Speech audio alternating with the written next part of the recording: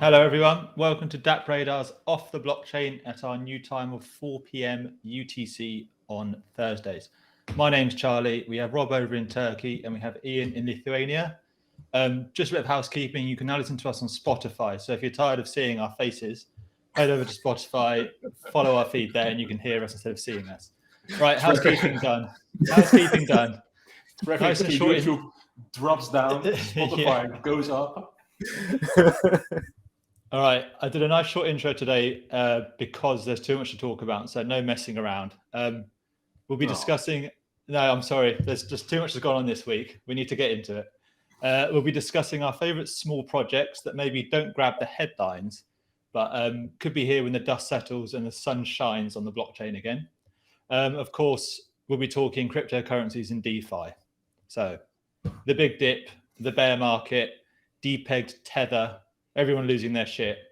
We'll be having a little chat about that and what's happening over there. And we'll also be talking Metta and their recent announcement that Instagram's become some sort of NFT venture secondary marketplace sort of thing. So I'll be discussing those three topics. We'll also be playing thumbs up, thumbs down. These two will give their opinions on some of the latest goings on. And we'll also be answering some of our lovely listeners' questions at the end of the show. So make sure you stay tuned for those. Incidentally, if you do have any questions or queries, put them to us in the comments below. Find us on DappRadar on Twitter and get in contact that way, or just find one of us, get in contact that way as well. And I've also noticed that a lot of questions come through on the Discord channel. So feel free to go over there, join that group and pop your questions into there. But of course, before we get into any of that, it'd be rude of me not to ask, how are you two? Rob? Anything exciting happening with you? Yeah, I mean, personally, the weather is great, sleeping well, but yeah, my crypto heart is bleeding, man. So I'm reconsidering every investment I ever made, and yeah, prioritizing things and trying to reduce the damage and that kind of stuff. So, am I doing great? I'm okay. You're middling.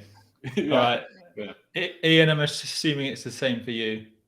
I really love that Rob spoke about his sleep patterns there, because it shows me that he's really trying hard to not think about crypto. And that makes me smile. So you've just cheered me up. But honestly, I don't feel too bad. We've been here before. It is what it is. We've made our beds. It's time to lie in them. Yeah, fair enough. Right now, I'm going to give you a quick game of thumbs up or thumbs down. There's a few things that have happened this week, and I want to see what your two thoughts on them are. The Azuki drama. So I don't know if anyone's heard about this, but basically the founder outed himself as a rug puller, which sounds a bit dirty. But yeah, transactions have shot up. The bottoms dropped out of the floor on the project. Not a good combination. DappRadar website shows that they are down. Average sale price is down 26% in the last 24 hours. So bad things happening over there. Thumbs up or thumbs down on the Azuki drama? Yeah. Like this. Yeah, I'm 50-50 because I feel like he's kind of done a good thing for outing himself and seeing what would happen, but there must be a motive there. So it's a bit of a 50-50. Right. Ian, what if I give you this interesting side note? With the 5% sell-on fees on the NFTs, the people behind Azuki have made $2 million over the past few days in the increased trading activity as people are trying to flog their NFTs. Thumbs up or thumbs down now? They keep making money from it. Yeah, it has to be a down because it feels a bit, I'm not saying it is, but it feels a bit orchestrated, right? Like it does feel a bit planned. So we'll see. But yeah, thumbs down. Yeah, Rob, anything more on that? No, nothing to add really. Like it's very bad practice. Like the CryptoFunks project, the one he was originally involved in. No, it has this very grassroots, let's say, culture behind it. It's. I mean, you could call it plagiarism, but Plagiarism. yeah, that's the word I'm looking for. Yeah. But it's kind of original. But knowing that a person rug pulled 3 times and then expect him to suddenly stay true through a project, and we're not talking about rug pulling over a period of years, like literally like within a year. Like he launched 3 projects, or within a few months he launched three projects and pulled them all. So yeah, there are some serious question marks there. Yeah, not great news for the project and not great news for the community either. No. Right. But just to add up on that, like, it doesn't mean the end of it, right? I mean, No, of course not. We have seen communities like Pudgy Penguins getting new management, new community involvement, and re-establishing themselves as a potentially great project.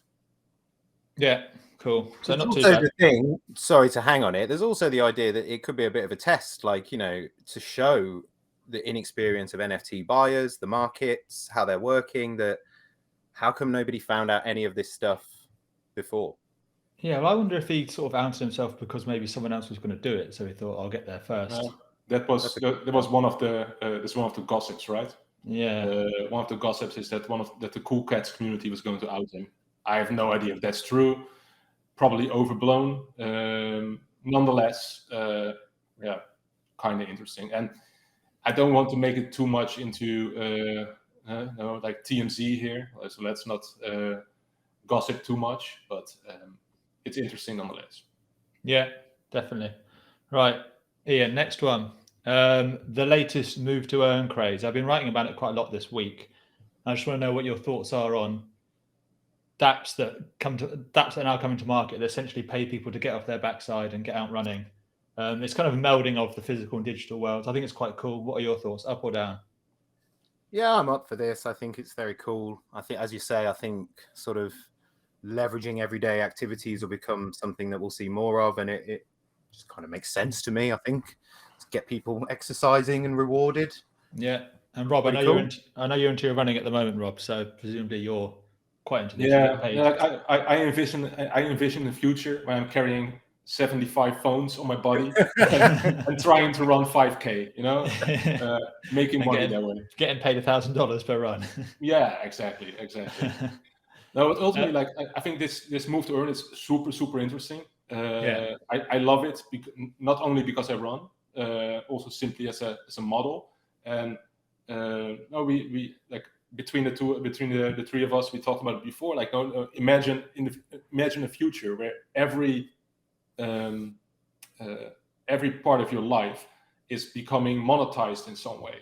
Like right now you go to a supermarket, you have your customer card, and you collect points on it. And if you have enough points, you get a discount, or you get something for free. Now, add that Web3 layer to it, and everything you do, whether you go to the gym, or whether you go out running, or whether you go to a supermarket or step in a taxi, suddenly becomes a revenue stream. Yeah. And it doesn't mean that you always make a profit out of it, but it becomes a customer acquisition tool. And on top of it, it becomes a way to keep, like, for users to always find the best tools, the best deals. So I think like there's lots of interesting stuff going to happen, not only now, but in the years to come. Yeah, if you imagine where it is now, imagine in 10 years. I mean, imagine Uber, but instead of paying, you also earn tokens. You earn Uber tokens because you're driving Uber and not another company. I think a company that challenges Uber using a Web3 as a model has a great benefit of succeeding, has a great chance of succeeding. Yeah. Imagine the brand affiliation stuff as well, though. Like, for example, if you're into your sports, then you're probably wearing certain brands. Those brands have now got direct contact to people engaged in sports. Collect X amount of tokens, redeem at the Nike store, for argument's sake, for a new tracksuit. Like, it'll evolve in that way, I think, as well. And we talk about this quite a lot as these like marketing vessels, and I think it's a common theme, isn't it? user acquisition. No, yeah, like Runkeeper, one of the most popular running apps, is already owned by Essex. Is it? So, yeah. Okay. So that kind of shows that the market is already going into that direction. And data capture on users and exercise habits and times and dates and locations and lengths of runs and all these things is gold in the data field, right? So, yeah, Cool. I find it super interesting and cool. So. Yeah, no, I think it's amazing. I'm really interested at the moment. Right, one more quick one. We don't want to go on for too long on these. Steve Aoki doubling down in the bear market by adding loads of NFTs to his collection as their values drop. Thumbs up, thumbs down. 2 thumbs up there. I don't care. Okay, I will keep it. Robert could not care less. Right. No. Let's move on to our first topic, and that's where we will be discussing some of the smaller upcoming NFT or gaming projects that we're interested in that we think aren't getting the the big news, big ticket items that other games like Axie or Yuga Labs projects or Moonbirds are getting, but that we find really interesting, can maybe get in at the ground floor now, or just sort of things that aren't getting the hype, but we're really into. So I'm going to go over to you first, Rob, and see what you're into at the moment. What's interesting you? What I did this week, I'm staking sand in the sandbox. I used I've been staking for quite some time. I grabbed my profits from that, my yield, turn it into Ghost. So that's the GAST token. That's part of Evagotchi, and I bought land in the Gotchiverse. So now, like next week, Evagotchi will launch their land gameplay. I already had an Evagotchi Ghost. I could already like walk in that world, collect what is it? FUD, KEK, FOMO, and Alpha. Yeah, they're quite funny names. Yeah, so I could already collect those mini tokens, but now I have land. I also bought a golden altar, or altar as they as they write it. So I don't know exactly what my benefit will be, but like I find Evagotchi a super interesting GameFi project. It's really quite high tech in the sense that lots of things happen on chain. They have a lending system completely on chain. They are really on the edge of gaming and DeFi. Yeah, I overall find it a super interesting project. So. What's the idea behind the project? Like, what's their unique selling point? Maybe what do they do that no one else maybe does? Now, ultimately, Evagotchi comes from Aave, which is a DeFi protocol. What they basically you earn interest, like your pixel ghost, your characters. There's crypto tokens inside of them, and depending on the type of ghost, you can only store a certain type of token. For example, my ghost is a USDC ghost. So I can only put USDC inside. As long as you have that ghost and you pet it like a Tamagotchi. So you pet it once a day or twice a day, I think it is. Then, yeah, you have to keep him happy, don't you? Yeah, mine is angry right now. I need to. Yeah. Go and give him a pat. But like you earn interest. So like I think it's like 5%. So it's a funny way of having a piggy bank. Yeah, so it's really good gameplay, basically. Yeah, just like almost a game you'd want to play anyway.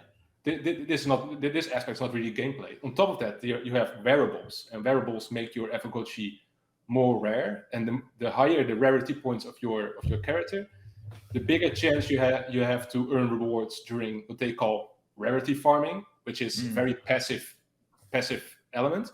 Now the cool thing that's now live is the Gotchiverse. That will become a MMO world where players gather resources like I said, KEK, FOMO, FUD, and Alpha. And on top of that, in the near future, they need to battle against, they're called liquidators, which I think is funny. So they need to battle. Yeah, it's quite tongue-in-cheek, this game. Sorry? It's quite tongue-in-cheek, this game. It's all quite aware of the city names, and it's all quite fun. Yes. And these guys have been building for years. Like this is not like a 3-month new GameFi project. These guys have been building. They know what they're doing, and I find their ethos and their and the new stuff they bring to the market, super interesting. You would wish it would go faster, but all in good time. Good things come to those who wait, I suppose. Yeah. Ian, did you do an AMA with? Yeah, we did an AMA with Gotchi. It was focused on the Gotchiverse, really, and super interesting, like Rob says, and it's like GameFi exemplar and a great example of GameFi. Yeah.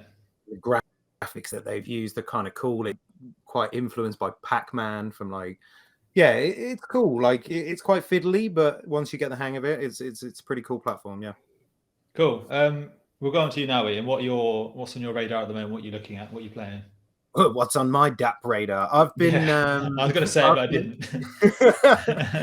I'll fill the cheese in for you. So, yeah, I guess the thing that I've been looking at most this week was, and last week a little bit as well, is a game on Polygon.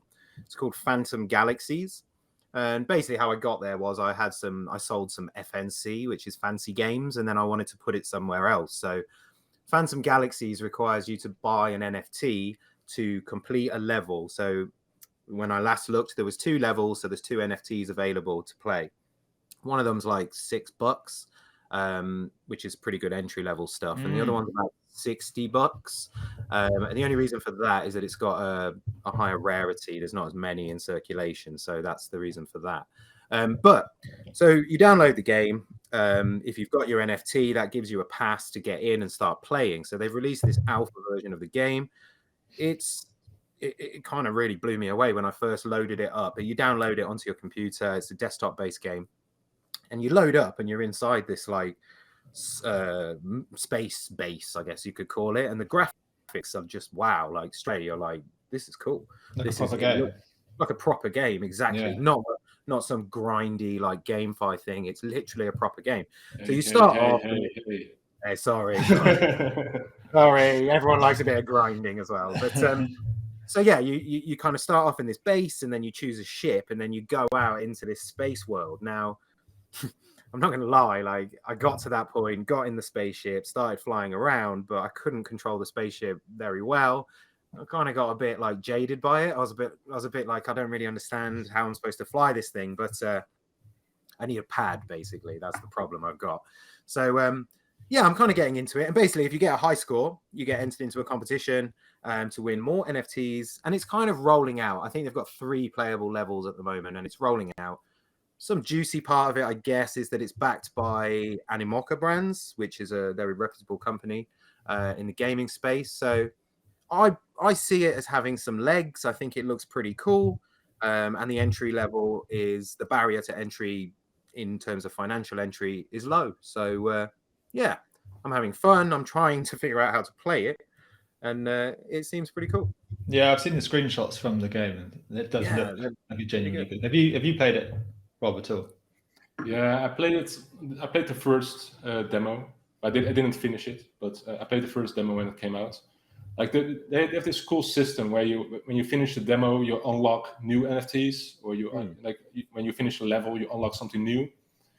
And like, it's on my wish list to start playing that, but you know how that goes. Like, you're like, I will play it in a weekend, and then the weekend happens, and you're just not playing. It looks good though. Like, it's very cool. So yeah. No, as I say, I've seen it, and it does look good. I haven't played it, but I've seen it. It's interesting that you mentioned Animoca Brands, actually, because the game the project that I'm interested in at the moment is also backed by Animoca, and I think that's sort of a badge or seal of approval, isn't it? When they're involved in something, you think it won't just go down the pan tomorrow, at least. So the thing that I was going to talk about was a project called Talk Squad. They're backed by Animoca Brands. They're going to become, I think, part of the Rev Racing ecosystem. People are talking about it as a replacement for the F1 game that was ditched. It was 2 months ago. Maybe they lost the license. Yeah, but it's not like it can't be a replacement because it's not going to be a replacement, but it's kind of, people in the community are thinking, could this be the one that they're going to use? Not as a like-for-like replacement, but as a sort of, this is what we're going to put in place of it. So it's like another racing game. Yeah. To be honest, I know Animoca has Rev Racing, right? So they have Rev Racing cars, like your NFT cars. And then they have Talk Squad. Yeah. So those are characters. Yeah. So, no. drivers, cars Yeah, combined. more so, That's my like 1 and 2. 1 plus 1 is 2. yeah, thought here. and that's the thing, is that the developers behind the game are quite tight-lipped at the moment, because, as they say, when you're backed by a big company, you can't just sort of say whatever you want. You have to do it in line with all of their marketing. But as you say, I think they're going to do a lot of cross-partnership, cross-collaboration stuff. They've also just bought some land in the sandbox, and they're building space in there. They've got their AMA on Thursday, the 12th of May. So it'll be today when this comes out. And they'll be showing off their new thing called the Motorverse, which, from the small videos I've seen in the clips, it looks quite cool. They give away VIP tickets to real life race events. So that's kind of an added extra utility. And I quite like the art as well. So at the moment, as with this thing, I think the cheapest ones, you can get them for less than $130. So you can then be part of the community and, get all the stuff that holders get. So that's one thing that I've been following for quite a while. I've got a few of the NFTs. I think they look quite cool. And then the other one, I'm going to have two, not one. The other one was going to be the Step app, which we've already spoken about, Move to Earn. But I wrote about this project yesterday. It's on Avalanche. You can stake for the next 8 days, I think it is. You can stake the coin called FitFi. And they'll be dropping loot boxes to all people who staked. And those loot boxes contain sneak NFTs, skins, avatar badges. Sneak NFTs are the things you need to have in order to start moving to earn, if you know what I mean. So without one of those, you can't earn the money. But the thing about this Step app that I really like is that if you join now, you can be an early adopter. So what are you laughing at, Rob? Because Ian is looking around. I'm really sorry. What the fuck is happening here? There's a massive wasp in here. Oh, really? And he is big. He is chunky. And I'm pretty scared. So I'm just kind of keeping an eye on him. All right, can you see him? Is he in your eye line? These weekly things happen for me, It's all fun living in the forest, but it has its downsides as well, right? So yeah, I'll keep my wandering eyes to a minimum. All right, I'll just finish up on the Step app, then we can move on to the next thing. What I wanted to say was that I think if you get in now, you can be an early adopter. And early adoption gives you some of the best benefits you can get in a community. You can get some of the best staking options, the best earning options. So the things I would look at personally are Talk Squad and Step app. So just to recap, we've got Avogotchi from Rob. We have Phantom Galaxies from Ian. And from me, we have Talk Squad and Step app. So they're the things we think are on the way up. Something that's on the way on the way up. I mean, that I personally find interesting. Okay, personally find interesting, but we think they're good things. But something that's definitely a bad thing at the moment is crypto and DeFi, which seems to be trending downwards. So crypto down, it's TERRAble. Yes. Yeah, Lovely pun there. Lovely pun. Nice pun. Ian, I'm going to hand over to you to explain to everyone what the hell is happening over in crypto at the moment. Okay, where do we start? So we can go back to last. Last week. I think the Fed announced interest rate rise 0.5%.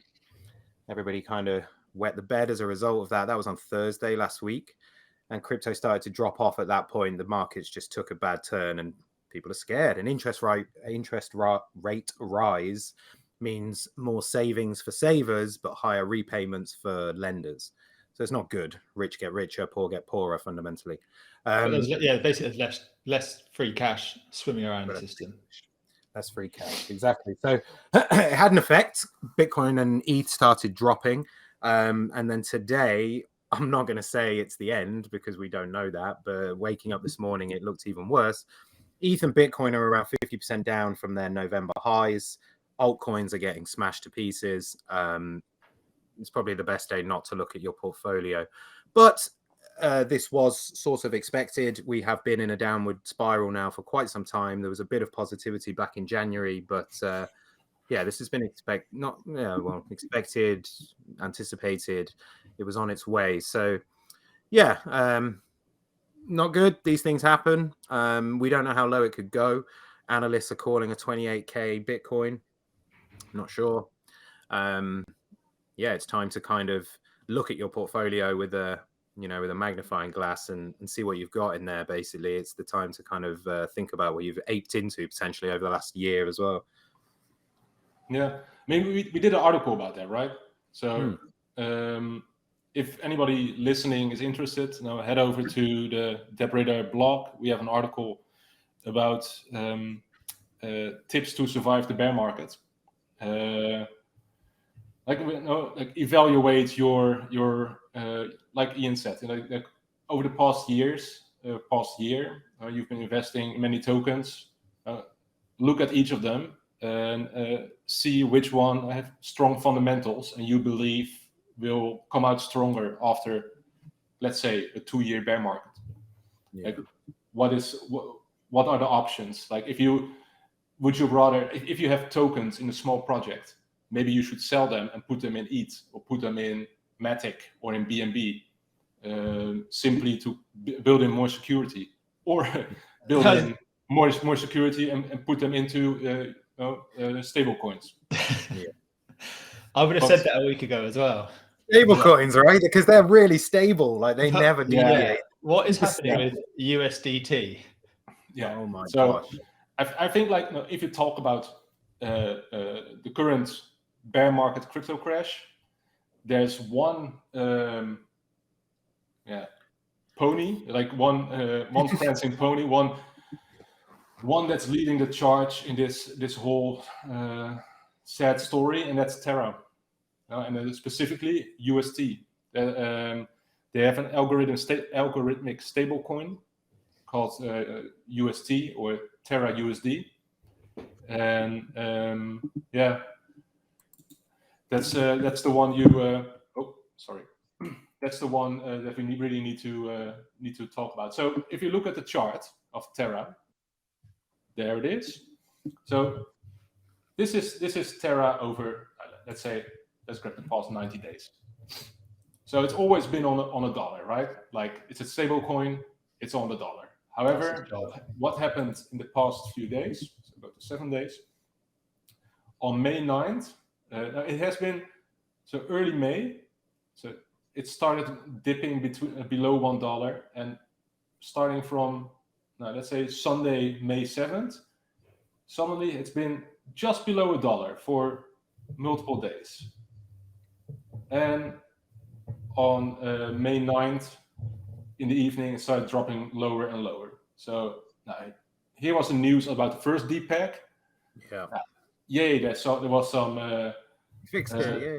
They fixed it. That was on the 9th or the 10th, yeah. And then this happened on Wednesday morning, and it dipped as low as 30 cents. So 30 cents for a stable coin that needs to be $1. Now that's one hell of a story.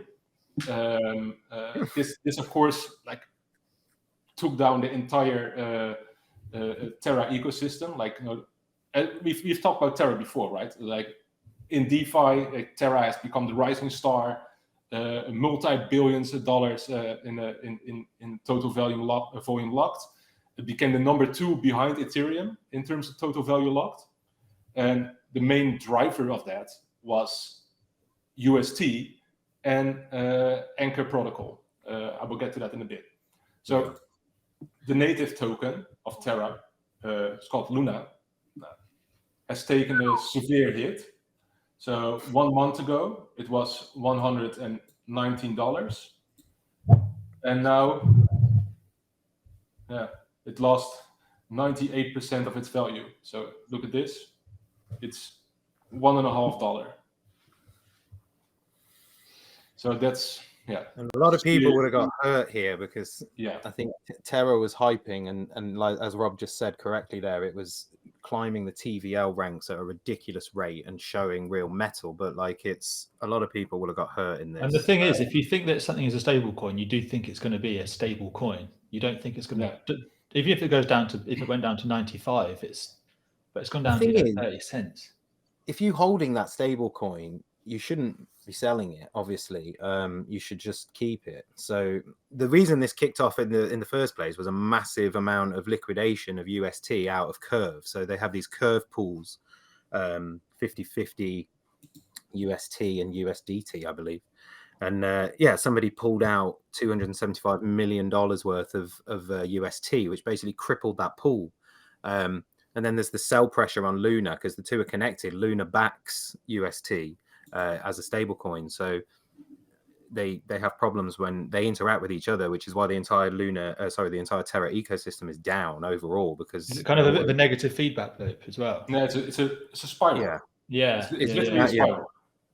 But the short term, some people are saying, oh, it's a good test. It's a good test of a stable coin. I mean, that's what they were saying on Monday when it was 98 cents, but I'm pretty sure they're not going to be saying that today when it's down near 40 cents. But it's like the short-term consequences here for the rest of the cryptocurrency market could be big as well. Like if UST continues to not regain its peg, and the market is being inundated with Luna as well, because people are selling off Luna because the price has just dropped like a lead brick. So you've got this like horrible effect basically, and fears are growing that Terra could end up selling off its Bitcoin as well to hold its peg, because Terra's got 10 billion in Bitcoin reserves to back its stable coin. And if they sell that off now and liquidate it at this moment in time, then Bitcoin goes down.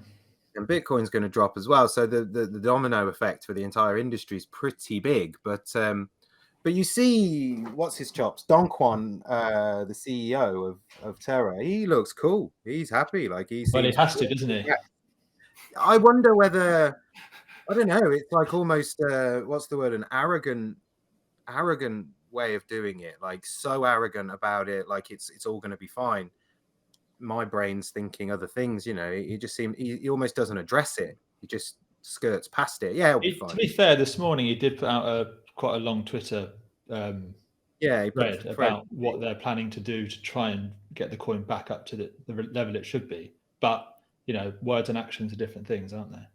Yeah. Just to show the impact on the entire Terra ecosystem. So this is on CoinGecko, the list of top losers. Luna. Look at these numbers: 97% down. Luna. Rep Terra. I don't know what Prism Governance is. It's a small one, but Terra, Luna, S-Report, Prism Protocol, Anchor Protocol, all down like 77 to 97% in value, and that's the entire Terra ecosystem. So this goes beyond just a stable coin. That's even the bigger issue. Like we've had stable coin fluctuations in the past. Like if you remember, the moment DAI launched, that's the stable coin by MakerDAO on mainly Ethereum. So this is DAI. If you look at the historical charts of DAI, you see on its launch in November 2019, like heavy fluctuations in value down. Then early 2020, heavy fluctuations upwards. So now at its height, DAI was worth $1.22, which is also weird for a stablecoin. Mm-hmm. So, but over time, the fluctuations got less and less and less and less and less and less and less. Yeah, but UST's gone the other way, isn't it?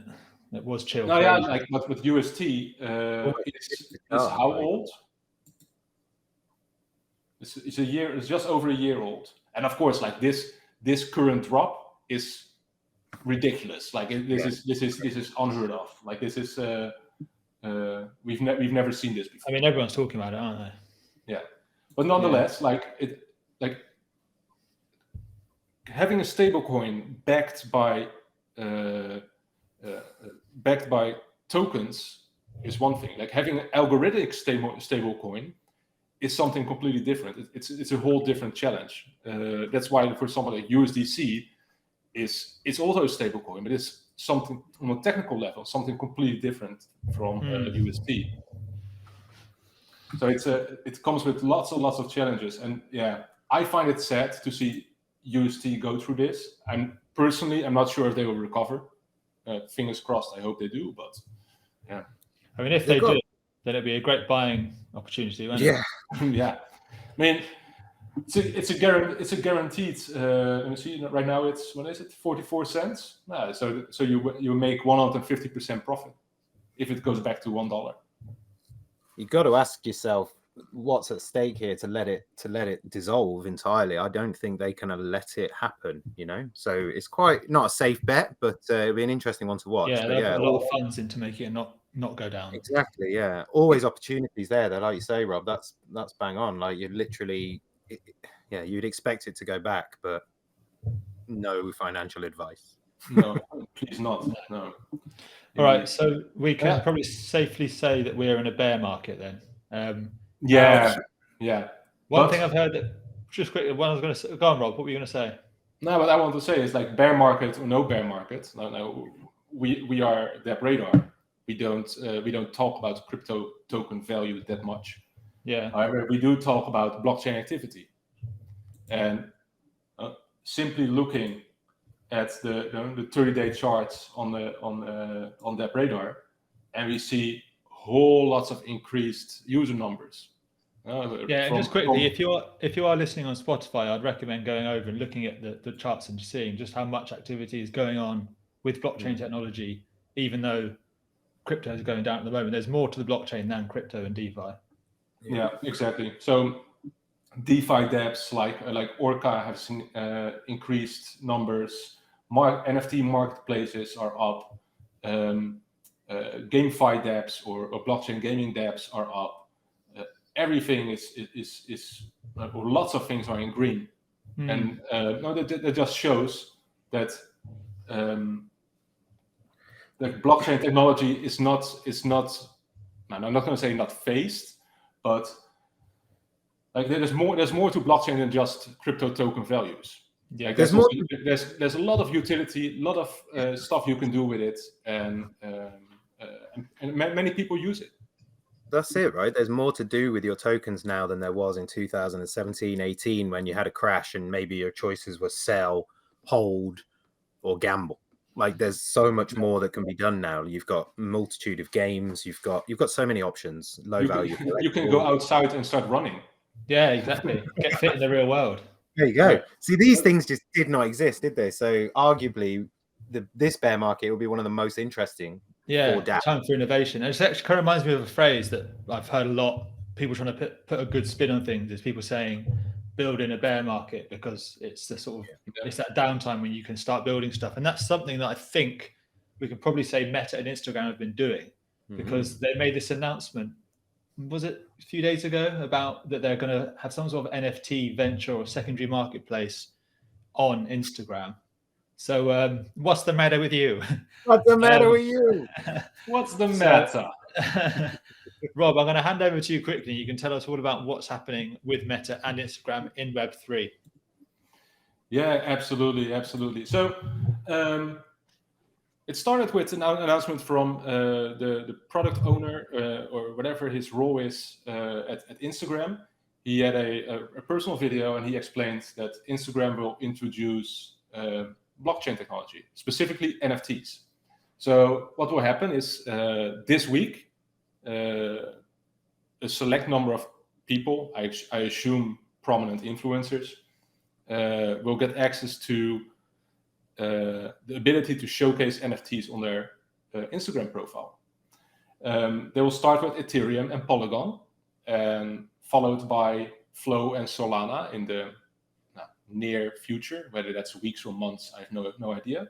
And they will start with support for 3 wallets: Rainbow, MetaMask, and Trust Wallet.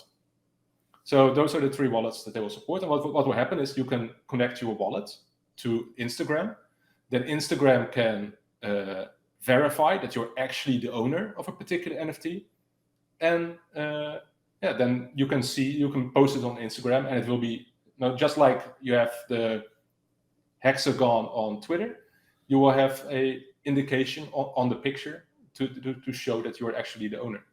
And we have some footage of that. So that's one thing. So you can show your NFTs on Instagram.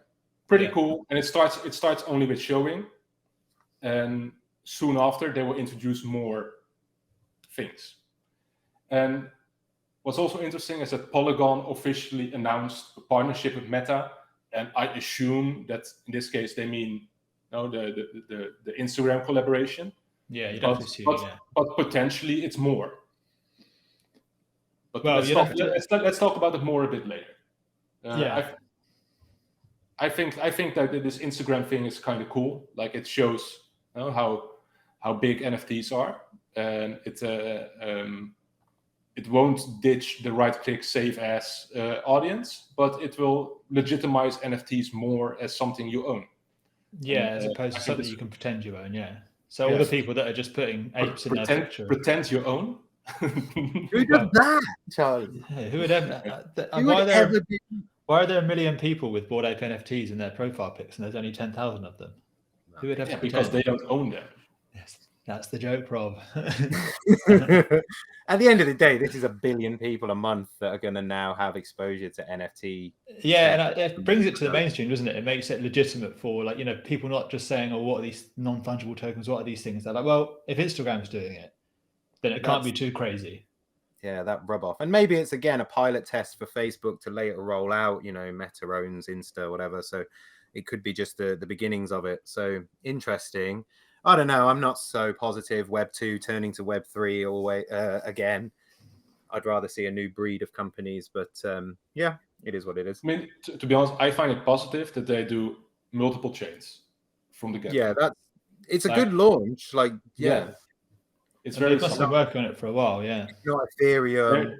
However, there's one thing that keeps like churning in my mind somewhere, is that remember, like 2-3 months ago they announced their own metaverse, and even more, but it doesn't matter. Like a while ago they announced their own metaverse or their own virtual world, and they also announced that they would take 45% of the NFT trading volume. Sellers cut, is that cut? Like, just so you know, like to those listening, in Web3, so on OpenSea or LooksRare or those NFT marketplaces, like generally, like 2.5% is like the standard. Like LooksRare goes a bit under it with 2%, I think. So those are like the normal numbers.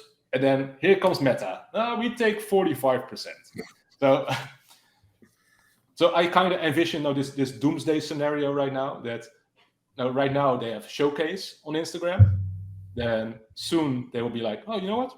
You can also sell to your audience on Instagram. But that's where we take the 45% cut. Yeah. They're going down there, like, I think I need to word this correctly, but like Facebook has never been afraid to charge people for things, to charge people highly for things that are not really worth it. When the advertising mechanisms came through, the cost of advertising slowly grew to such a ridiculous level to target people that it just became stupid generally. And then Facebook itself, if you post something and you didn't boost it, no one would see it. So like, I just see that them thinking like Facebook in this monopolistic way, like, yeah, we can take 45% because we've got millions and millions of users. And I also believe that people will go for it, and that we're sitting here saying, oh, 45 is really bad. Maybe traditional Web3 builders are not going to go for it, but that's not how we're going to get to mass adoption, right? So I kind of see it happening. The people who already trust them, maybe they're like, well, and what they will definitely do is make it really, really easy to use. Yes. So it won't be like you have to set up a wallet, you have to do this, you have to do that. They'll just be really simple UI. So soon, like we will know, as DappRadar, we will promote NFT marketplaces on Instagram with a discount, and we will get shadow banned. Like that though, right? Like, yeah, we'll have to, I don't know, like, how do you guys, bigger question, but like the old Web 2 companies jumping into Web 3, I don't know, like, do you support that? Or do you think it's time for new breeds? I think it's just the marketplace, isn't it? It's an open marketplace. You can do what you want, and they're the ones. It's up to the Web3 pioneers to try and make something better than what Facebook can make. The thing is, it's that Facebook were innovative 20 years ago. Now they're not at the cutting edge, so they're copying stuff that other people have made. Yeah, so will they be the ones? Facebook is not at the cutting edge. Like they have Oculus. They have like the number one most sold VR helmet out there. Yeah, and it's it's true. and it's affordable. So I find that a much more interesting way to, like, honestly, if you look at Meta, I see Facebook as a dying platform. Instagram, WhatsApp, Oculus, that's far more interesting to me personally. Yeah. But of course, they still make a shit ton of money with Facebook. They do, but they seem to be making less and less as the days go by. Right, so that's Meta and Instagram bringing NFT to the mainstream. Right, I want to go on to a few community questions now, because we've got people coming in asking us all sorts of stuff, and I want to put a few questions to you guys and see what you think and what you can say to people. So the first question we have are, what are DappRadar's plans to maintain our current popularity and then go beyond that? So basically, what have we got coming up that is going to keep us relevant, and that we're going to do for our fans to keep people interested in what we're doing? Because, you know, we've always got to keep moving forward.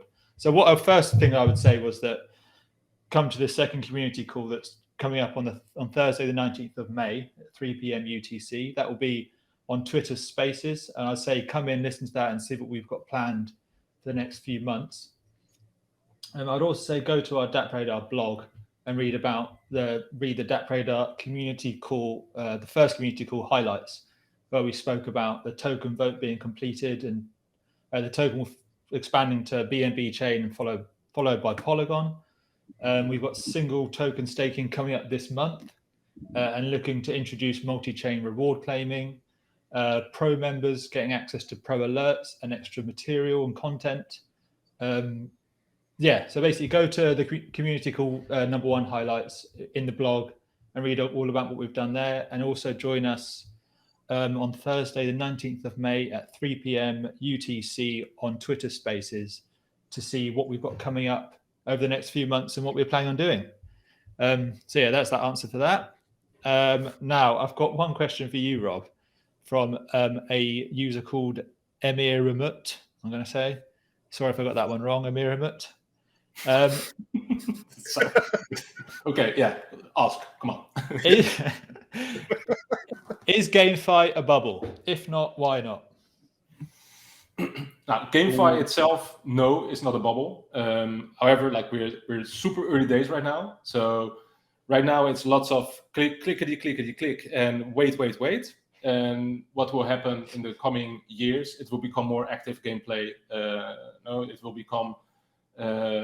It will go more towards AAA gaming, more sophisticated gameplay, better reward systems, etc., etc. So if you compare, if you talk about mobile gaming, this is like the old times when you played Snake on your Nokia phone. If you don't know those times, Google it. You will laugh. But I still like Snake. That's like mobile gaming from the late 90s. That's where we are right now with GameFi, and we will move towards more sophisticated gaming really fast. Like Ian mentioned Phantom Galaxies. There's a whole lot of other games coming up from Gala Games, from Bright Star Studios. Ubisoft is working on it. Electronic Arts, Microsoft is dipping its toes in it. So you will see more sophisticated blockchain games coming. They will not all be pure play-to-earn / GameFi games. Some of them will only feature NFT rewards, for example. But it's coming, and keep your eyes on this space, because there's so much development happening. It's almost scary. Cool. Thank you very much. Ian, I've saved this question for you because I know that you're into this sort of thing. It's from someone called First to Hit. And it's, which metrics do you think are important to rate the long-term success of dapps? So what should you look for if you're looking at long-term success? Okay. One thing that I'm always banging on about, I guess, is one of our metrics on DappRadar, which is unique active wallets. So for me, if you look at token prices, they fluctuate, right? And most dapps have a token associated to them. So token prices fluctuate heavily, as we see right now. Active wallets is a representation of active users of a dapp. One wallet. So fundamentally, if you're looking at wallets, wallet growth is indicating user growth, is indicating that a dapp is doing something good, has a good product, has a good service, is drawing people toward it. Now, over a longer time frame, if you do some correlation analysis, you will see that an uptrending unique active wallet number is almost 99% sure to correlate with an uptrending token attached to that DApp. So looking at the number of users is not so, it doesn't fluctuate as much, right? And it's quite not easy, but more straightforward to look and think, right, these guys have got 20,000 wallets a month or a week, interacting with them continually and retaining and building rather than dropping down. So that's a metric that I'd often use. One thing to bear in mind is that different categories of dapps, you should focus on different metrics. So if you're looking at DeFi dapps, for example, you're looking at volume, you're looking at trading volume, you're looking at you're not so much looking at unique active wallets, because people have little need to go to a DeFi dapp and do 100 things. They usually do 2 or 3 things, so they only generate a few transactions. You go over to a gaming dapp, you might see that it's got 1 million transactions and 1 million wallets. And it's basically just the way that the dapps work is that you've got a whole bunch of people playing a game, going through levels, doing multiple transactions, whereas in DeFi, you've got just 1 or 2 transactions, basically. So, yeah, unique active wallets can mean different things in different areas, but I think they're a good metric and one that we showcase on DappRadar. Cool. So, yeah, unique active wallets generally a good thing to look for when you're looking for success. All right, we could actually carry on talking all day today about the things we've spoken about. I think this DeFi crypto thing is going to roll and roll and roll. I'm sure we'll return to it in later episodes, but I'm going to leave it there for today. And this week, I'll let you both say goodbye yourselves. So it's goodbye from Charlie. It's goodbye. Yeah, goodbye from me. Thank you, everyone, as always. Cheers, everybody. See you next week. And Charlie also says goodbye.